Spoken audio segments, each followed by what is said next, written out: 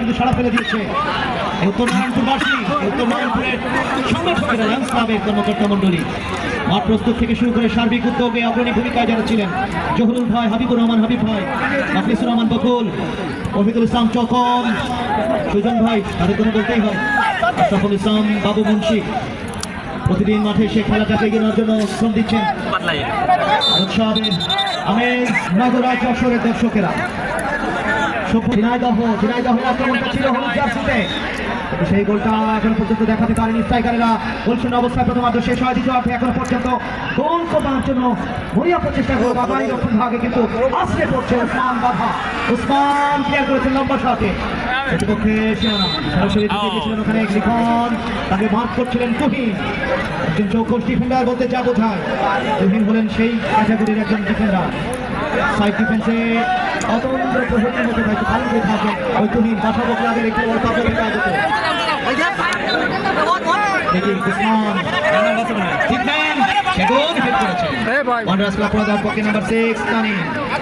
ক্লাবের হয়ে ঢাকা মাঠে খেলেন তিনি, কুষ্টিয়ার এই খেলোয়াড়। আবারও তানিমকে ব্যাকপাস বাড়িয়েছেন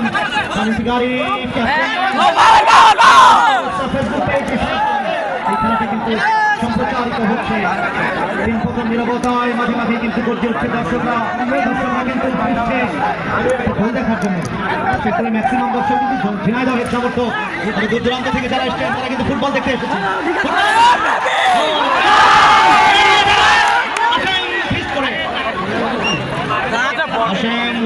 করে বলটাকে সরিয়ে দিলেন ডেঞ্জার জোন থেকে। তুহিন ক্লিয়ার করেছেন লম্বা করে সাগর মোহাম্মদের উদ্দেশ্যে, তবে ওখানে মহাপ্রাচীন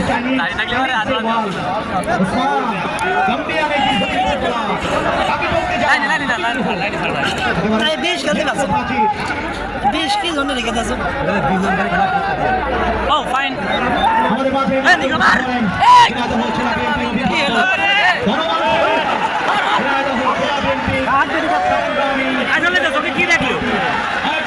হ্যাঁ নিচে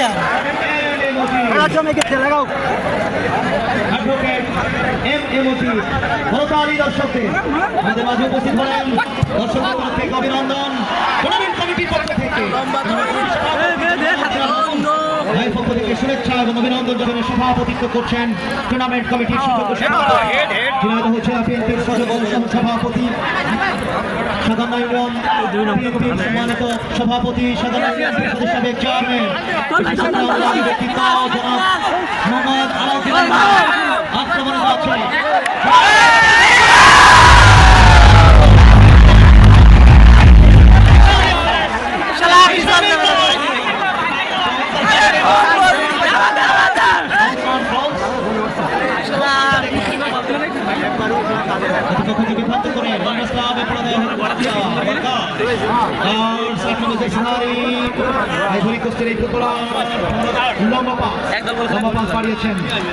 যাচ্ছেন রুমন,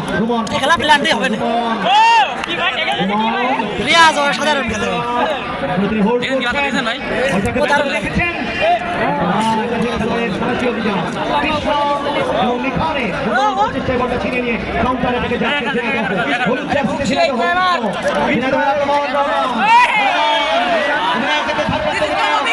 যাচ্ছেন ওখানে লিখনকে কিন্তু বাধা দিচ্ছেন 14 নম্বর জার্সি মানিক হোসেন মোল্লা।